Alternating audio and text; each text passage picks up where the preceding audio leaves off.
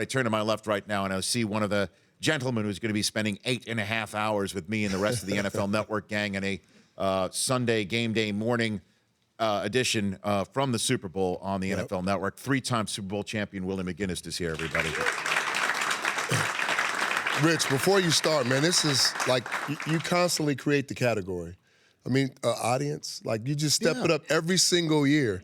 Like, congrats to you guys for being. You guys are the first ever, but this is the first Rich Eisen show. Well, I just want to let you know, Willie, I'm a giver. I share myself. You know what I mean? Like I just want to make sure that if this people, is big time. No, if people want a piece, that they receive it. You know what I'm saying? That's all. You know, I'm a man of the people. But yes, you are. You knew that already, right? I mean, we've known each other for a very, very long time.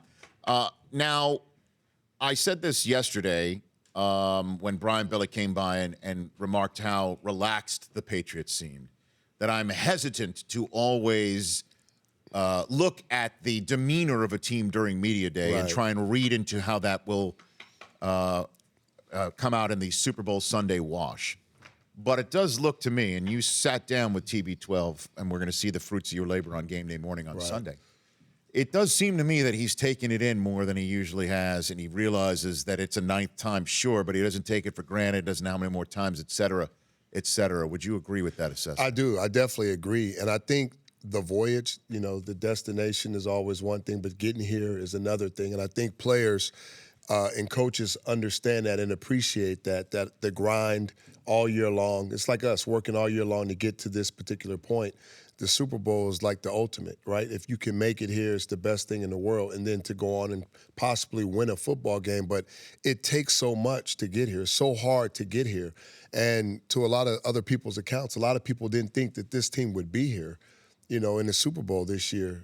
So when you talk to Tom, when I talked to Tom, he was relaxed, but he was really thankful of the opportunity. And he did, you know, say that things are going to change next year, whether it's guys retiring, coaches leaving, the roster changing, new players coming in. Things constantly change, especially when you win games. So they appreciate the opportunity, but they're excited to be here, but they're motivated. And they're ready for this game. So Brady told Jeff Darlington 0. He held up the 0 when he said this is if he could retire. I totally believe that. I think the concept of Belichick stepping away potentially is nonsense. I think that's not at all. What about Gronk, though? Do you think this is his last one? I think it possibly could be. And I know he came out and said, well, I'm going to think about it for a couple of weeks. Well, he just doesn't want it to take up anything right now. Right, and that happened after, you know, Super Bowl before where he says, you know, I'm thinking about retiring. And I think after going through so much physically as a player, mentally, and being in the grind, especially in New England, like it's a grind. They work hard. You contemplate retirement after you've accomplished so much and done so much, and then you want to preserve your body. You know, nobody goes above the waist on that guy. No, ever.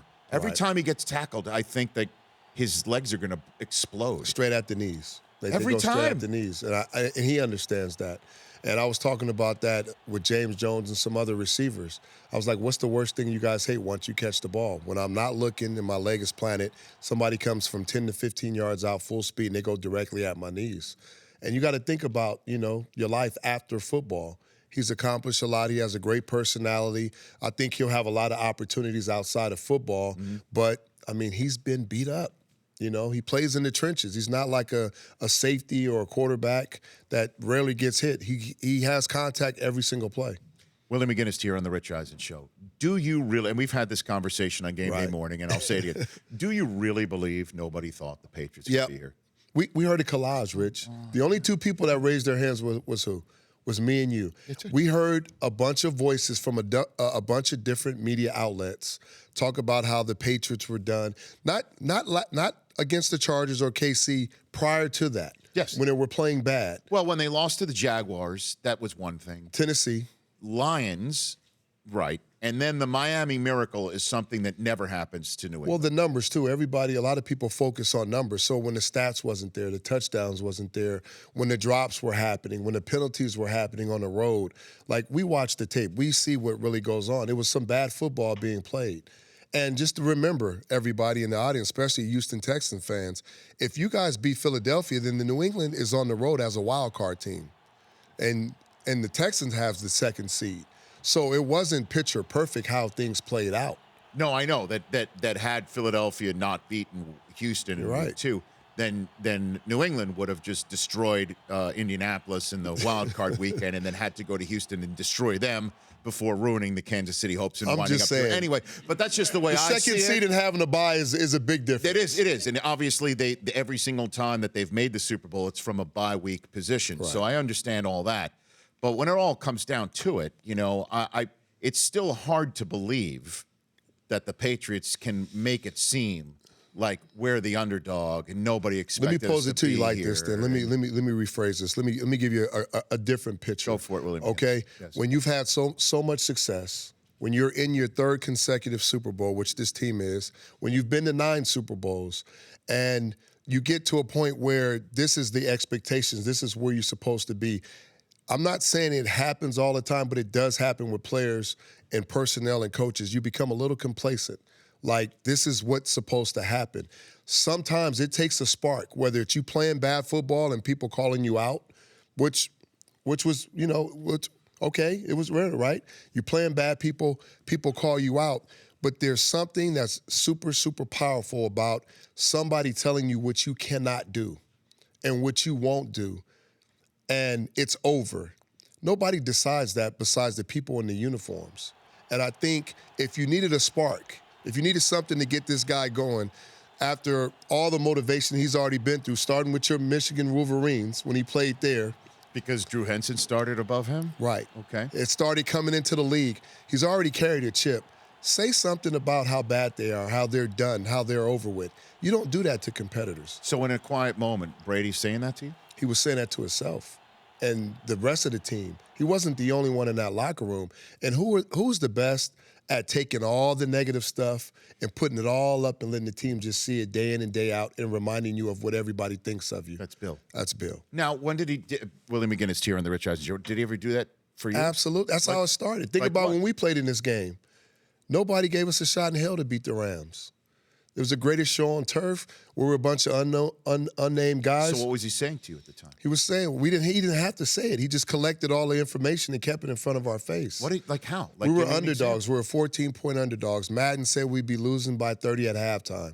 Every single interview we did this whole week, which they're doing now, it wasn't about us. It was about the Rams and how great they were and how we were going to stop them, or like if we had a shot or how we were going to slow them down. Those type of questions that saying, like, basically, you guys are just happy to be here. We know you're not going to win the game, but if there's a chance, what can you possibly do to slow things down?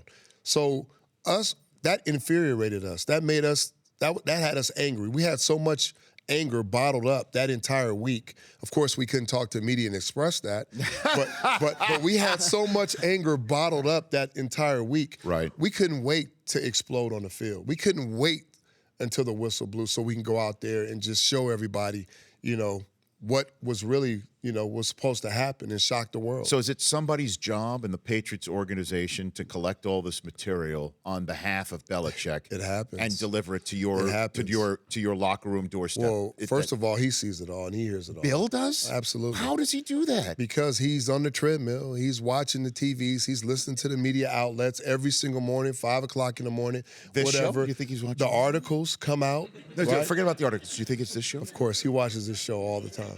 Oh. Hey, Bill.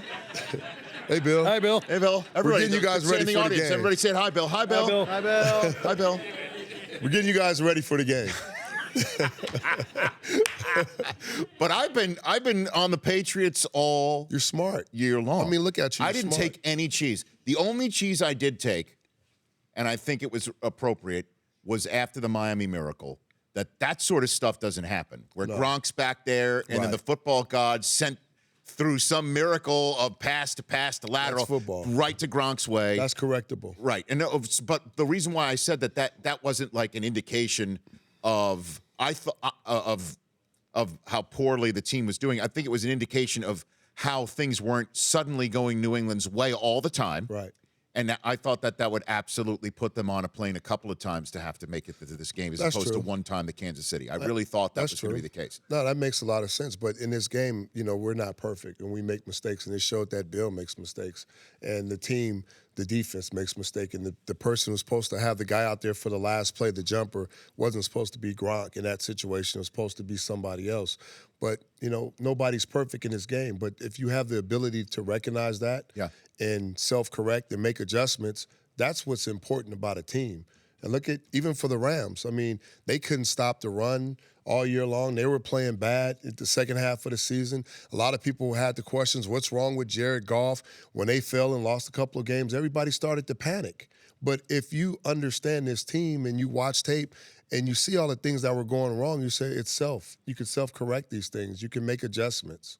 So what does it all come down to, do you think? What can you boil Super Bowl 53 down to something? Well, I think in games like this, sometimes players try to do too much.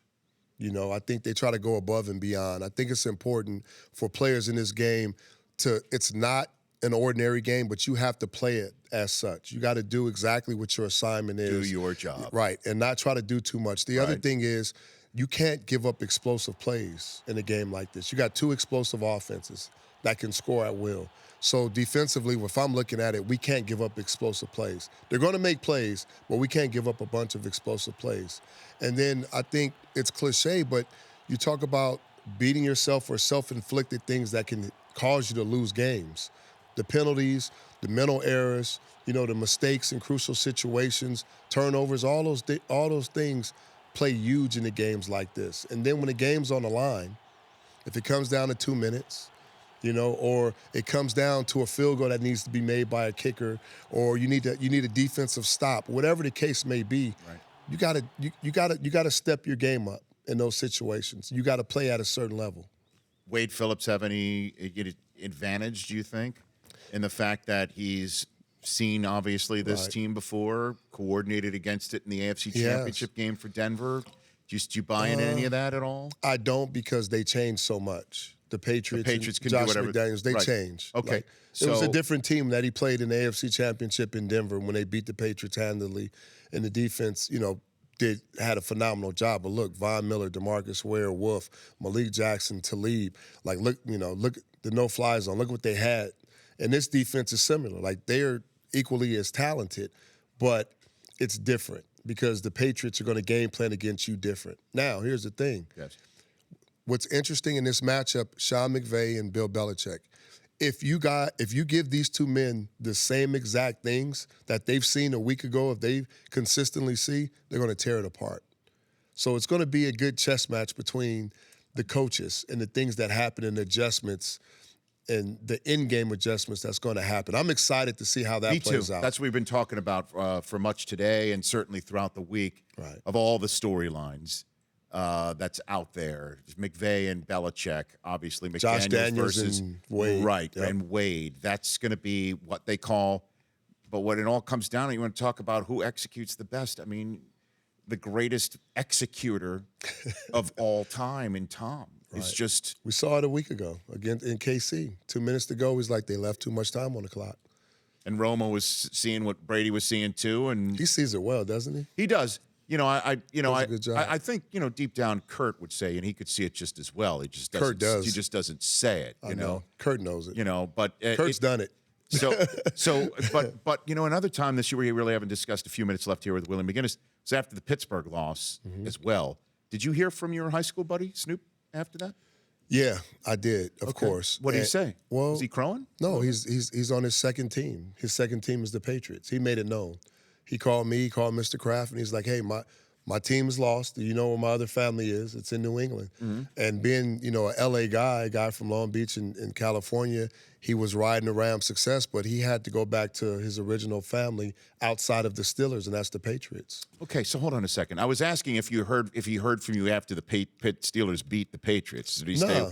Okay, because he knows that there was still lots more football left to be played. I mean, but now you're saying, hold on a second. You're saying, look, I understand, despite you being Long Beach Poly, playing with the double nickel at USC, one of the most vaunted numbers in all of college football, that you are a Patriot now. I get it. That anything that's going on for Los Angeles, on behalf of Los Angeles. Oh, I support the Rams until Sunday, until kickoff Sunday. No, I don't. You know what? The one thing I do is that is my family. But and everybody's like, who you got? A week ago, who you got? I'm like, the one thing I like to do is at least watch tape and break things down and create and watch the matchups and how things are going to play out. Yes, sir.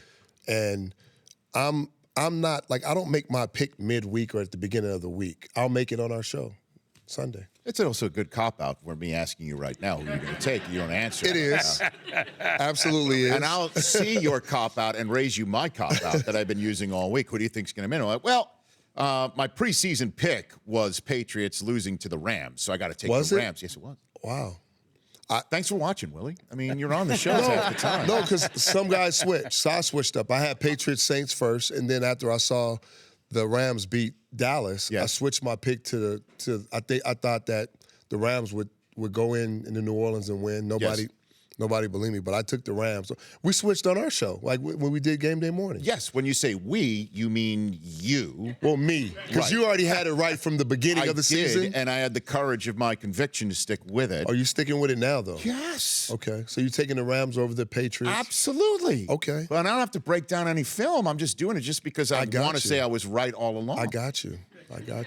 Not your Jets that you're... I definitely did not. Okay. I did not. Everybody knows he's a Jets fan. But yeah, right? no, we talked about it with Saquon last hour where he said that his dad was a Jet fan. He's got a Jet tattoo, his father, for crying out loud. But I'm thrilled with your guy, Sam Darnold, being the Jets guy. Yeah, I am too. I'm very, very pleased about that. Need some help, though. Okay, so you're saying Snoop is throwing the Rams off the bus and he's rooting for the Patriots? Yeah, when it comes down to the Super Bowl, if the Steelers are not in it, it's always Patriots with him. He's actually even with the Rams now for Los Angeles? Absolutely. Oh my gosh! You didn't know that, Rich? I didn't. I didn't. Well, look, Snoop could do whatever he wants. Yeah. He could do whatever. He might be performing too. Is that right? Oh, he's usually out here for the Snooper Bowl, though, right? Doesn't he usually bring his youth football team here? We finished that up. It's done. Like the did he win? Did he beat Dion or did he lose? He's on the. He's on the board now, so he doesn't have a particular team. He stepped his game. He's on the board. He's on the board now. He's running things from the top. Okay. Yeah. So the B.O. double dizzle. Snoop, he's not coaching anymore. He's on the B.O. double dizzle. He's chairman. Chairman Snoop. Yeah, Chairman Snoop. Good to see you, Willie. Great to see you. I look forward to hanging with you for an absurd amount of time on Sunday. 8.5 hours of NFL Game Day morning starting at 9 a.m. Eastern Time. That's Willie. The Rich Eisen Show, weekdays at noon Eastern on Audience.